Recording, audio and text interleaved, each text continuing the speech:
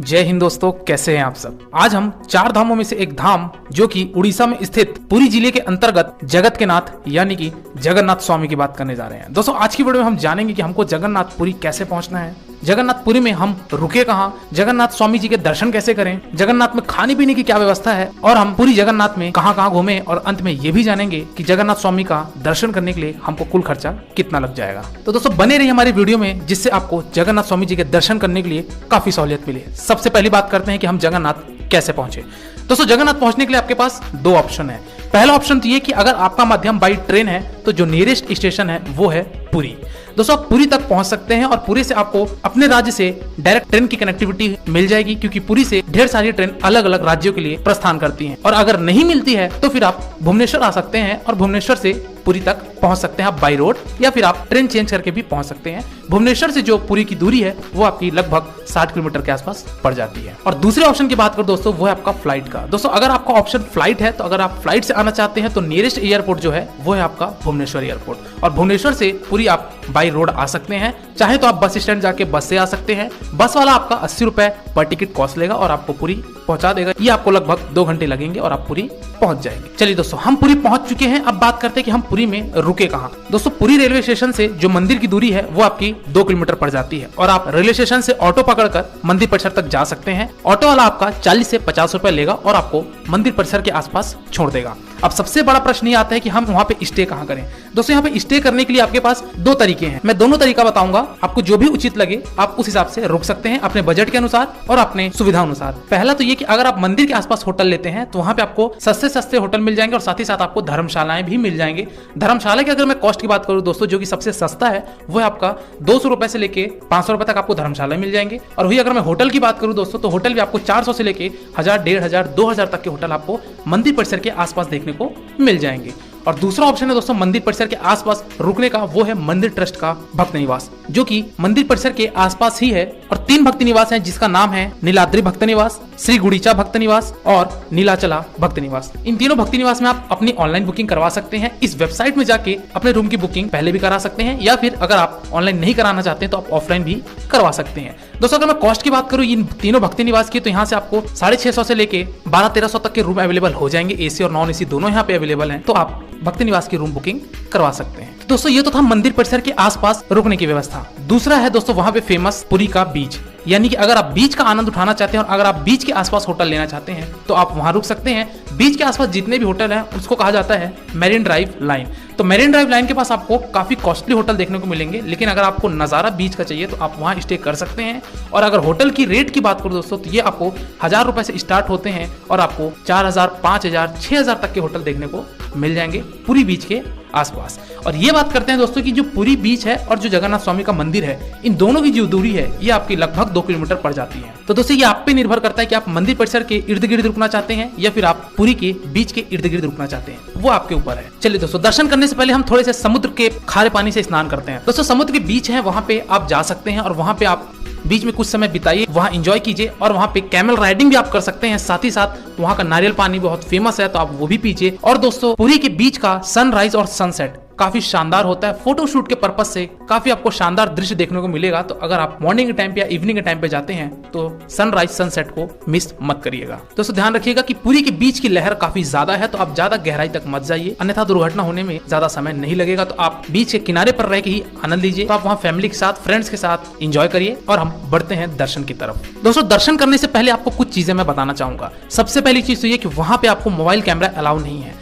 और दोस्तों मंदिर परिसर के गेट के बाहर ही आपके बने हुए काउंटर, तो वहां पे आप अपने मोबाइल कैमरे रख दीजिए। मोबाइल कैमरे वाले आपको टोकन देंगे, वो टोकन आप अपने पास रखिए और दर्शन करने के बाद आप अपने मोबाइल कैमरे ले सकते हैं।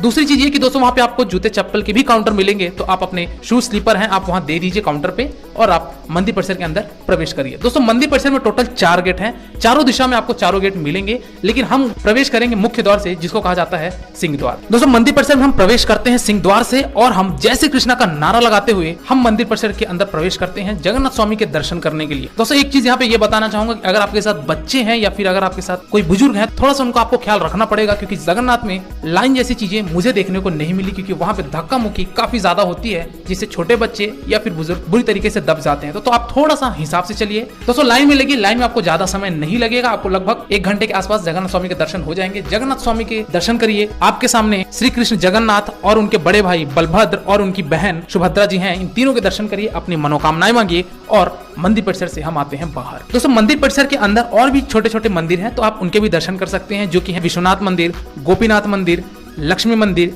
विमला देव मंदिर, साक्षी गोपाल मंदिर। इन सारे मंदिर के भी दर्शन करिए। दोस्तों दर्शन करने के बाद हमको जाना है महारसोई में। दोस्तों जगन्नाथ मंदिर में आपको 5 रुपए का टोकन कटा के महारसोई देखने जाना है, जहाँ पे जगन्नाथ स्वामी के लिए 56 प्रकार के भोग लगाए जाते हैं, 56 प्रकार के व्यंजन बनते हैं। तो वहां रसोई में जाइए। आपको रसोई के अंदर प्रवेश करने नहीं दिया जाएगा, लेकिन उसके बाउंड्री से आप झांक कर रसोई देख सकते हैं, किस तरीके से वहां पे हांडी में पकवान बनाए जाते हैं, व्यंजन बनाए जाते हैं। और प्रभु श्री कृष्ण जगन्नाथ जी को भोग लगने के बाद ये प्रसाद वितरण भी होता है। वितरण कहाँ होता है दोस्तों, इसकी बात कर लेते हैं। दोस्तों आप मंदिर परिसर में जब प्रवेश करे रहेंगे तो उसके बाएं साइड में एक है आनंद बाजार। दोस्तों आनंद बाजार यानी कि एक प्रकार से बाजार है, जहां अपन भोग लगे होते हैं प्रभु श्री कृष्ण जगन्नाथ स्वामी जी को, वही प्रसाद यहाँ पे वितरण होता है। और आप यहाँ से हांडी ले सकते हैं, हांडी में यहाँ पकवान बनाए जाते हैं। तो हांडी आप खरीद लीजिए, आपकी जितनी फैमिली मेंबर है उस हिसाब से आपको छोटी बड़ी मीडियम हर प्रकार की आपको हांडी मिलेगी। हांडी खरीद लीजिए, वहाँ का प्रसाद जरूर ग्रहण कीजिएगा, काफी स्वादिष्ट वहाँ का भोजन रहता है। इस हांडी के भोजन का स्वाद आप शायद ही कभी लिए होंगे। दोस्तों यहाँ पे अलग अलग रेट होते हैं, 100 रुपए भी होता है, 200 रुपए भी होता है, 400 रुपए भी होते हैं। तो आपके जितने फैमिली मेंबर है उस हिसाब से आप उस साइज का